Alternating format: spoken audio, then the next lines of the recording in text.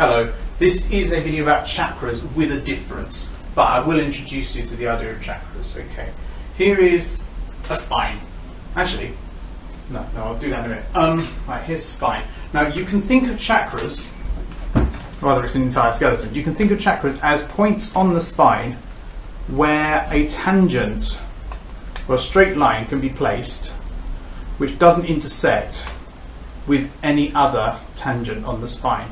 So, for example, that's a chakra. In here, that's a chakra. And then again, there's a chakra there. There's a chakra there. And then further up, there's a chakra in the cervical spine, where it inflects forward and starts to move backwards again. A chakra in the head, considering the skull to be a continuation of the vertebral column. And finally, a chakra on the crown. So they do have a physical reality. Now, just to show you on me, here's my body. Body about to be exposed. Right.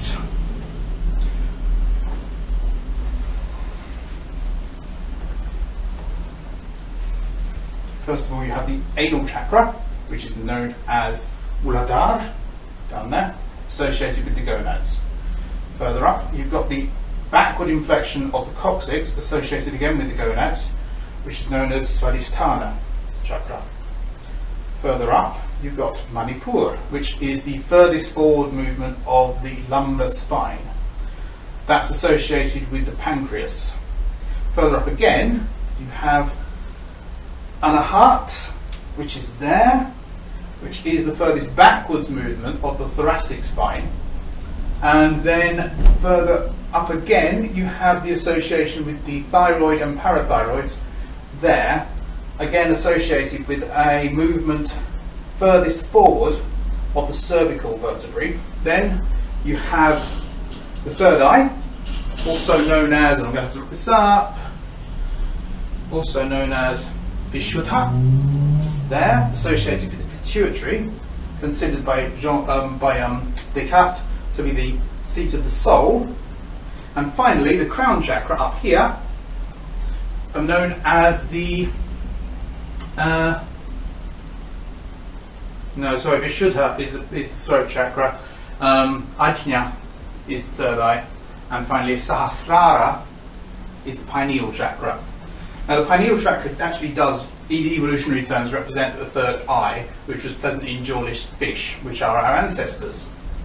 So they do exist, and they have an association with particular endocrine glands, which is interesting, because now I'm going to do a more detailed and more yogic video on the chakras in the near future, but in the meantime, let's talk about natural kinds. Natural kinds are entities which exist whether or not you believe in them, basically. So, for example, it's often claimed that an element or a species is a natural kind. And I would claim that there is no less reality to chakras than there is to, for example, species and elements. And if you look at your body, we have digits. We also have digits on our toes. Our toes are digits. We call those different things. We call these toes, we call these fingers, and we have different names for the fingers and different names for the thumb. Now, when we talk about chakras, we are plucking something out of physical reality and calling it something, like we're drawing a line around it. It's like the Czech Republic or Liechtenstein or something. And these things are real entities. But the question is, are they natural entities? And that is what interests me, because if they are not natural entities, then what is a natural entity? Is a species a natural entity? If so, why? Are we realist about these things? Are we saying there are things that are out there that exist whether or not we believe in them? Or is everything socially constructed? As far as I'm concerned, there's no less reality. It may not be that there's the emotional association and the colour association, the petal numbers, all that kind of thing, and the syllables associated with the different chakras, that may be more of a cultural construct. But the fact is, there are differences in where the spine moves. It starts to curve in a different direction, and there are these endocrine organs. And the endocrine organs also do tend to be discrete. They're lumped together. For example, parathyroids and thyroids are considered separate in Western medicine, but the pancreas is considered to be a single organ, despite having the exocrine and endocrine sides, and also the adrenals, which consist of the adrenal medulla and the adrenal cortex. It's not a continuous system, nevertheless it is a system. So I would see the chakras as a system and as having a reality, and I would just simply declare that they are, at the very least, points of inflection on the spine where it changes direction, associated with endocrine organs. And that's all I'm going to say for today. Just going to give you a quick view of my back so that I can stick pictures on it.